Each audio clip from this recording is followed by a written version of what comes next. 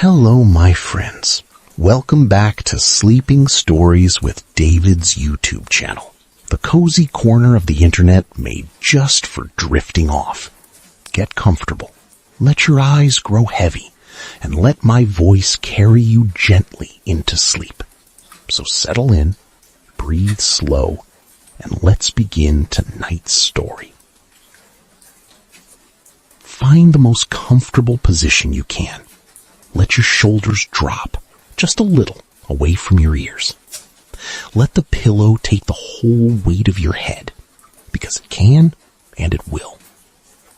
There is nowhere you need to be tonight. There is nothing you need to solve.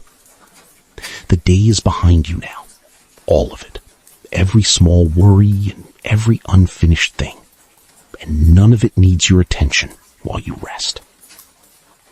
Take a slow breath in and let it go. And another, slower still. In and out. Feel how the bed holds you. Feel the warmth gathering under the blankets, the soft dark of the room, the quiet. Wherever you are safe, and you are allowed to let go. Tonight, we are going to travel somewhere far away and long ago. We are going to a small town in the north of England, in the county of Yorkshire, in the year 1882. It is very early in the morning there, hours before dawn, and it is cold outside, and there is a bakery on a little cobbled street called Mill Lane, where the ovens are just beginning to wake. You don't have to do anything. You don't have to remember anything. Just let the words carry you there, the way a slow river carries a leaf. And if you drift off before the story ends, that is exactly as it should be. That is the whole point. So let your eyes close if they haven't already. And we'll begin. Chapter 1. The Lane Before Dawn. It is the darkest, softest hour of the night in the little town, the hour that belongs to no one, when the last candle has long been snuffed and the first bird has not yet stirred. Mill Lane is a narrow street of worn gray cobblestones, polished smooth by 100 years of cartwheels and boot heels. The houses lean toward one another over the lane, their upper stories almost close enough to touch, their windows dark and their curtains drawn. A thin mist has come down from the moors in the night and settled between the buildings, pale and slow-moving, curling around the iron lamp-posts and pooling in the doorways. The single gas lamp at the corner of the lane glows a soft amber, its little flame steady inside the glass, throwing a warm circle of light onto the damp stones below. Beyond that circle, the world simply fades into a gentle, velvety gray, and everything is still. The air is cold and clean, and smells of stone and river and wood smoke. Somewhere far off, down toward the valley, the mill pond lies flat and black under the mist, and the great water wheel is silent, resting, as it always rests in these small hours. And halfway along the lane, tucked between a cobbler's shop and a shuttered grocer, there is a bakery. You would know it by its window, small square panes of old glass, a little uneven, catching the lamplight. Above the door hangs a wooden sign, faded to the color of honey, and painted upon it in careful old-fashioned letters are the words, Wren and Daughter, Bakers. The sign sways ever so slightly when the night air moves, and it makes the smallest sound, a soft wooden creak, barely there at all. The shop itself is dark. The counter inside is bare and clean, the shelves empty and waiting. But if you were standing in the lane, wrapped warm against the cold, you might notice something. At the very back of the bakery, behind the shop, there is a faint and flickering glow, down low, warm and golden, spilling out beneath the doorway. The ovens are being lit. And if you came a little closer, close enough to press your mittened hand against that cold window pane, you might feel, very faintly, the first breath of warmth coming from within. And you might catch on the cold air the very beginning of a smell that will fill the whole lane before the sun comes up. The smell of a fire freshly kindled, the smell of flour, the smell of a day about to be gently, quietly, lovingly made. Let's go inside, where it is warm. Chapter 2. Old Thomas and the Ovens. Through the shop, past the empty counter, behind the little curtained doorway, is the bakehouse itself, and it is the warmest room in all of Yorkshire tonight. It is a low room with a stone floor and thick whitewashed walls, and it is dominated at the far end by the ovens. Two great brick arches, blackened by years of good fires, their iron doors heavy and worn smooth by generations of hands. And crouched before the nearer of the two, on one knee, feeding kindling to a young and growing flame, is old Thomas Wren. Thomas is the baker. He has been the baker on Mill Lane for more years than most people in the town can remember, and his father was the baker before him, and his father's father before that. He is a large, gentle, slow-moving man, with a round red face and a fringe of white hair around a shining bald head, and forearms like ham hocks from a lifetime of kneading. He wears a long white apron, well floured and much mended, over a woolen shirt with the sleeves rolled up. He is not a man in a hurry. He has never in his life been a man in a hurry. He learned long ago that bread cannot be rushed, that yeast keeps its own time, and the fire keeps its own time, and that the only sensible thing a baker can do is to keep his own time slow and steady to match. So he kneels by the oven mouth, and he feeds the fire, twig by twig, then splinter by splinter, then at last a few good split logs of seasoned beech, and he watches the flames take hold and climb, orange and gold, licking up the sooty brick. The light dances across his face, and across the low ceiling, and across the great scrubbed work table in the middle of the room, and across the rows of empty tins and the sacks of flour slumped against the wall. The fire crackles. It pops, once, softly, and a little curl of sweet smoke rises and finds its way up the flue. Thomas nods to himself, satisfied, and reaches for another log, and lays it down gently, so as not to disturb the flames, the way you might lay a blanket over a sleeping child. The heat begins to spread. It fills the low room slowly, pushing back the last of the night's chill, wrapping itself around everything, around the flour sacks, and the worn table, and the old man himself. The whitewashed walls grow warm to the touch. The stone floor loses its cold. The very air becomes soft and heavy and comfortable. Thomas rises, at last, with a small grunt and a hand pressed to the small of his back, and he stands for a moment before the glowing oven, warming his hands, turning them over, palms, then knuckles, the way one does before a good fire. His shadow stretches long and easy across the floor behind him.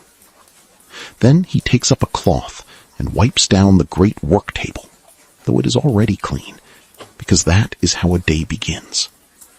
Slow circles of the cloth across the scrubbed wood, round and round, and the table gleams faintly in the firelight. Outside, in the dark lane, the mist drifts by the window.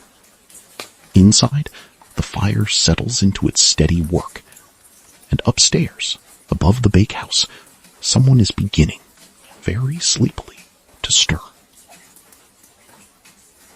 Chapter 3. Little Beatrice Comes Down. Up a narrow wooden staircase at the back of the bakehouse, a staircase that turns twice and creaks in 3 known places, there is a little landing, and off the landing a little room, and in the room a little bed with a patchwork quilt. And in the bed, just now waking, is Beatrice. Beatrice is Thomas's granddaughter, and she is 9 years old, and she has lived above the bakery all her life. She has hair the color of a fresh crust, a sort of warm golden brown, and it is at present in a marvelous tangle from sleep. She burrows deeper under the quilt for a moment, because the room is cool, and she can hear, through the floorboards, the small, comfortable sounds of her grandfather below. The clink of an iron door, the shift of a log, the low, tuneless humming he does without ever quite knowing he is doing it. She knows those sounds the way she knows her own heartbeat. They mean that all is well. They mean that it is morning, or nearly, and that downstairs it is warm. So she sits up and yawns, an enormous yawn that scrunches up her whole face, and she rubs her eyes with the backs of her hands. She pushes her feet out of the warm nest of the quilt and into a pair of thick woolen socks, and then into felt slippers that are a little too big and were once her mother's. She pulls a shawl about her shoulders over her nightdress, a soft gray knitted shawl, and she pads to the top of the stairs. The stairs are dark, but she does not need a light. She knows every step. She knows to skip the fourth one, which groans terribly, though tonight she forgets, and it groans, and she smiles, because it always does. Down she goes, one hand trailing along the cool plaster wall, down into the growing warmth, down toward the golden light that spills up from the bakehouse below. And as she descends, the smell rises to meet her. Wood smoke and warm stone, and, beginning now, the faint, sweet, sour smell of the dough that was set to rise the night before. She pushes through at the bottom, and there is her grandfather, and there are the ovens glowing, and there is the whole warm world of the bakehouse waiting for her. There she is, says Thomas, without turning round, because he heard the fourth stair. There's my early bird. Morning, Grandpa, says Beatrice, through another yawn. Morning, love. Kettle's near boiled. Wash your hands, and we'll see to the dough. And Beatrice goes to the great stone sink in the corner and works the pump handle up and down, until the cold, clear water comes gushing, and she washes her hands in it, gasping a little at the cold, and dries them on the corner of her grandfather's spare apron that hangs on its peg. And then she comes to stand beside him at the great work table, this little girl in her nightdress and shawl and two big slippers, and she looks up at him, and he looks down at her, and something passes between them that is warmer than any oven. It is time to make the bread. Chapter 4. The Dough That Rose in the Night. At the end of the work table, covered with a clean linen cloth, are 3 great earthenware bowls, and in each bowl is a mound of dough that Thomas mixed last thing before bed the night before, and left in the warm to rise. He lifts the cloth from the first bowl with the flourish of a man revealing a small miracle, which in truth it is. The dough has swollen in the night. It has risen up soft and full and domed, nearly to the rim of the bowl, pale and smooth on top. And when Beatrice leans in close, she can see the tiny bubbles beneath the surface, and smell that lovely living smell, warm and yeasty and faintly sweet. Look how she's grown, murmurs Thomas, fast asleep all night and doing all her work in her dreams. That's the trick of good bread, love. You do the mixing, and then you leave it be, and you go to sleep, and the bread minds itself. It rises all on its own in the dark and the quiet. It doesn't need you fretting over it. It just needs warmth and time and to be left in peace. Beatrice nods solemnly, though she has heard this 100 times, because it is a nice thing to hear. Thomas dusts the work table with a soft snow of white flour, scattering it with a wide sweep of his hand so that it settles evenly across the wood. Then he tips the first bowl gently, and the dough slumps out onto the floured table with a soft sigh, and there it lies, pale and pillowy. And now the kneading begins. This is the part Beatrice loves best, and it is the part that is best to watch if you are very sleepy, because there is nothing in the world so steady and so soothing as the kneading of bread. Thomas pushes the heels of both hands into the soft mound, leaning his whole weight forward, and the dough stretches away from him. Then he folds it back over itself and turns it a quarter turn and pushes again. Push and fold and turn. Push and fold and turn. His hands move in a slow and certain rhythm, the same rhythm his father used, and his father's father, a rhythm as old as the town itself. The dough grows smoother under his hands, silkier. It begins to gleam, push and fold and turn. Beside him, on her own small floured patch of table, Beatrice kneads her own little piece of dough with her own small hands, copying him, pushing with the heels of her palms, folding it over, turning it round. Her tongue pokes out of the corner of her mouth in concentration. Her portion is a little grubby, a little overworked, but that does not matter in the least, because it will bake into a small bun that is hers alone, and it will taste, she is certain, better than any bread ever baked. Push and fold and turn. The fire crackles softly. The flour drifts in the warm air, catching the light. The two of them work side by side without speaking, the old man and the child, in the deep quiet of the bakehouse before dawn, and the only sounds are the small sounds of the dough beneath their hands, and the settling of the logs, and far away and faint, the first cockerel of the morning, testing his voice across the sleeping town. Push and fold and turn. Slower now, and slower still. Chapter 5. Shaping the Loaves. When the dough is smooth and supple and springs back gently when pressed, Thomas gathers it into a great soft ball and covers it once more and reaches for the next bowl and the next and kneads each in its turn, unhurried, until all three lie resting under their cloths. And then it is time to shape the loaves. Thomas divides the dough with a broad blade, cutting it into even portions, each one weighed by nothing more than the practiced feel of his hand. And he begins to shape them, one by one, and each kind of loaf is shaped its own particular way, and Beatrice knows them all by name.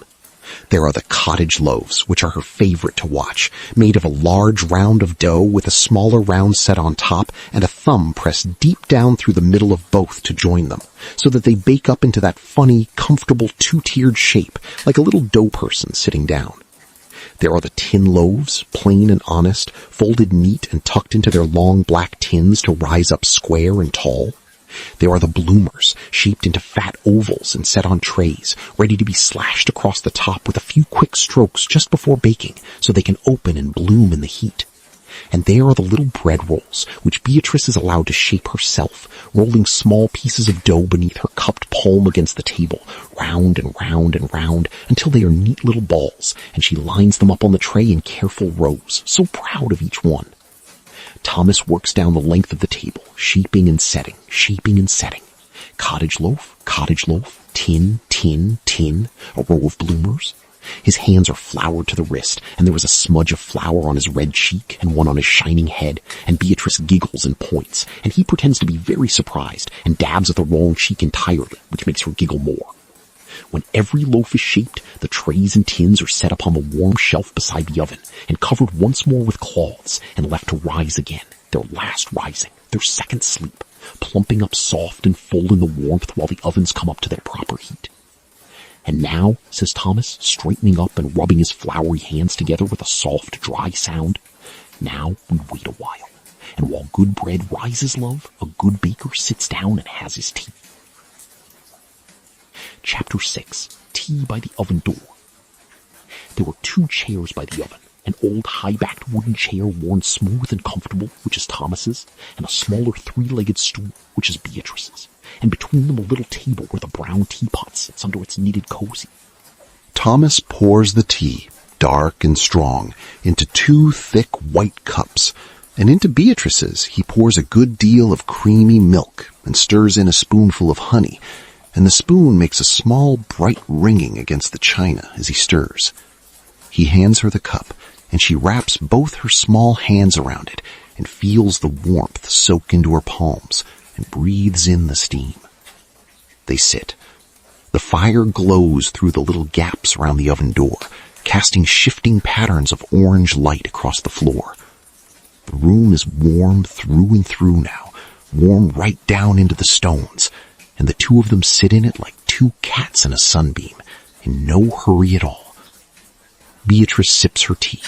It is sweet and milky and just cool enough at the edges to drink. Above them, somewhere in the rafters, a house martin shifts in its nest and settles again.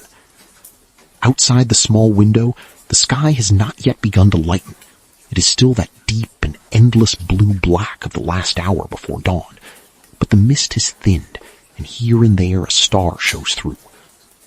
"Grandpa," says Beatrice, in the drowsy, drifting way of a child by a warm fire, "tell me about the town when you were small." And Thomas, who loves nothing better, leans back in his old chair, and it creaks companionably beneath him, and he takes a long, slow sip of his tea, and he thinks for a moment, and he begins. He tells her, in his low, slow, rumbling voice, about the town as it was 50 years ago and more, about how the mill down by the pond ran all the day long, and how the great wheel turned and turned, and how the miller, a giant of a man with a booming laugh, would carry the sacks of flour up the lane on his shoulder, 2 at a time, about the horse fair that came every autumn and filled the market square with the stamping and whinnying of 100 horses and the smell of roasting chestnuts, about the great snow of the winter he was 7, when the drifts came up to the tops of the doors, and the whole town dug tunnels through the snow from house to house, and for 3 days Mill Lane was a warren of white passages, and he and the other children thought it was the finest thing that had ever happened. Beatrice listens, her cheek resting now against the warm, high back of her grandfather's chair, for she's crept over to lean against him without quite noticing she did it. His voice rumbles pleasantly through the wood and through her. The words wash over her, the mill and the wheel and the miller and the snow, and she does not need to hold on to any of them. She lets them drift past like the mist outside the window, warm and slow and endless. Her tea has gone from hot to warm to only just warm, cradled forgotten in her lap.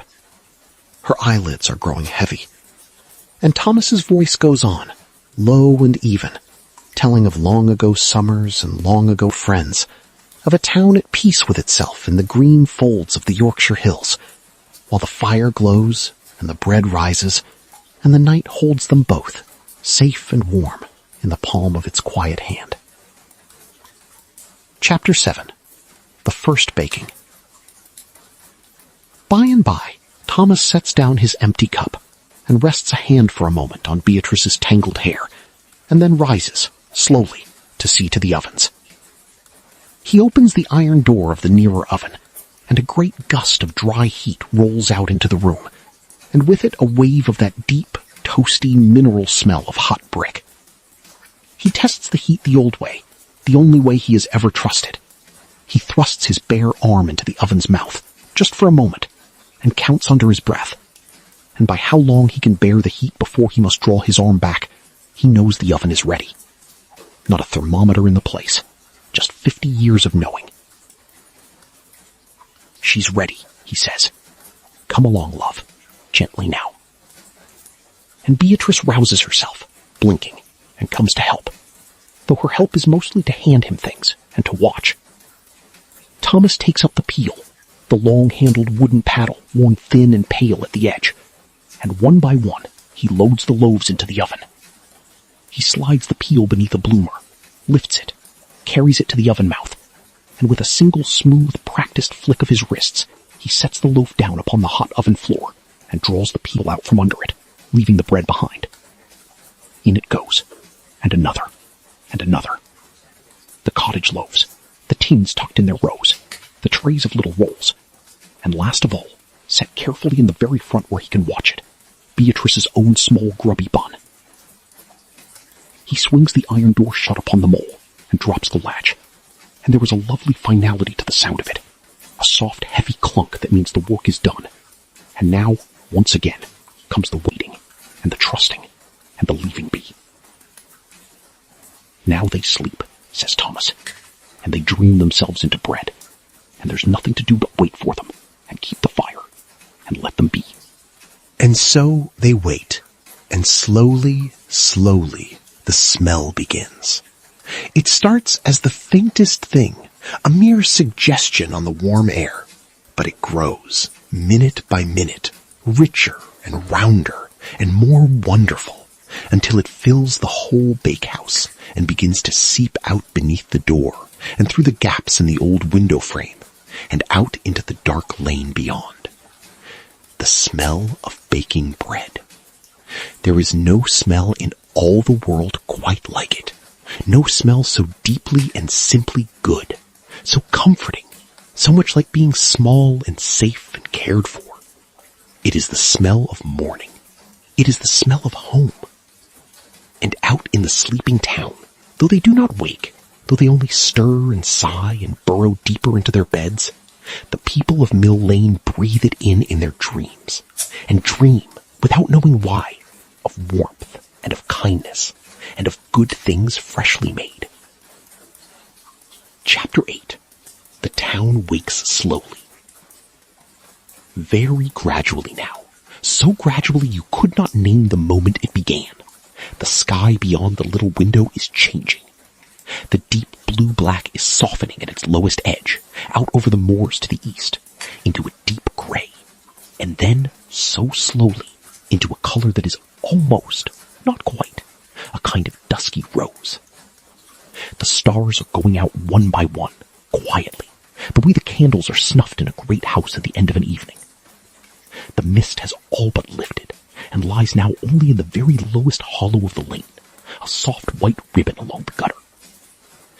The town is waking, but it is waking gently, the way a good town should. Somewhere along the lane a shutter is unlatched and folded back with a soft wooden clatter.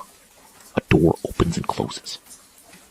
The lamplighter comes shuffling along on his rounds, his long pole over his shoulder, and one by one he reaches up and puts out the gas lamps, and the little amber flames wink out, no longer needed now that the sky is doing their work for them. A milk cart comes creaking and jingling up the lane, drawn by a patient old horse whose breath steams in the cold morning air, its great hooves ringing slow and heavy on the cobbles, clop and clop and clop. The milkman calls a soft good morning to no one in particular, and here and there a window opens above, and a jug is let down on a string, and drawn up again full and white. A cat, grey and self-important, picks its way along the top of a wall, pausing to consider the world, and finding it acceptable, moves on. And through it all, filling the lane, drawing everything toward it, is the smell of Thomas Wren's bread. Inside the bakehouse, Thomas opens the oven door once more, and there they are, the loaves, baked to a deep and glorious golden brown, crusty and crackling, risen high and handsome, more beautiful by far than when they went in. He draws them out with the peel, one by one, and sets them on the wooden racks to cool. And as they cool, they sing, very faintly, the crusts crackling and ticking as they meet the cooler air, a tiny music that only bakers ever hear.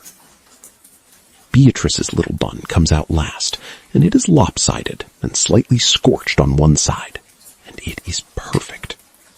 Thomas sets it aside on a small plate, just for her, to have with butter when it is cooled enough to hold. The racks fill with cooling bread, the cottage loaves and the tall tin loaves, and the bloomers with their beautiful open slashes, and the trays of golden rolls. The bakehouse is a picture of plenty, warm and golden and fragrant, and the day has properly and truly begun. Chapter 9. The shop bell rings. Now Thomas takes off his flowered baking apron and hangs it on its peg, and puts on a cleaner one for the shop. And Beatrice, wide awake now and full of importance, helps to carry the bread through to the front. They line the shelves and the window. The loaves are stacked in careful pyramids, the rolls heaped in wide, flat baskets lined with cloth, and the whole little shop is transformed from the bare, dark room of the night before into a warm cave of golden bread, glowing in the soft new daylight that comes slanting through the small square panes. Thomas draws back the bolt on the shop door. He turns the little wooden sign in the window from one side to the other, and now it reads, to the lane, open. And almost at once, as if it had only been waiting for the sound of the bolt, the shop bell rings.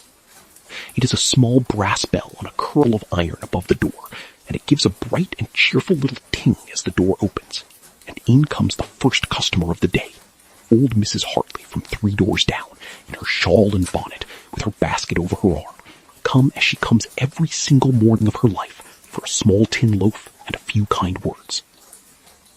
Morning, Thomas. Morning, little bee. My, but it smells like heaven. heaven in here, as it always does. Morning, Mrs. Hartley. Cold one out there, is it?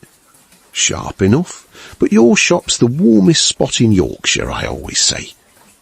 And Beatrice, standing on her stool behind the counter, so proud she could burst, wraps the small tin loaf in a square of paper and hands it across, and takes the pennies in her hand and drops them in the wooden till with a satisfying little clink, and wishes Mrs. Hartley a very good morning. And the bell rings again, and again, softly, all through the bright early morning, as the people of Mill Lane come for their bread. The blacksmith's boy for a dozen rolls, the schoolmistress for a bloomer, young Mrs. Ackroyd with the baby on her hip for a cottage loaf, still faintly warm. Each one greeted by name, each one sent off with their warm bread and a kind word, out into the waking town and the ordinary gentle, well-loved day. A soft return. And that is the bakery on Mill Lane, in the town in the green Yorkshire hills, in the year 1882.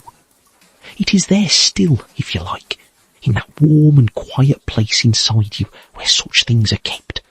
The fire glowing gold, the bread rising slow in the dark.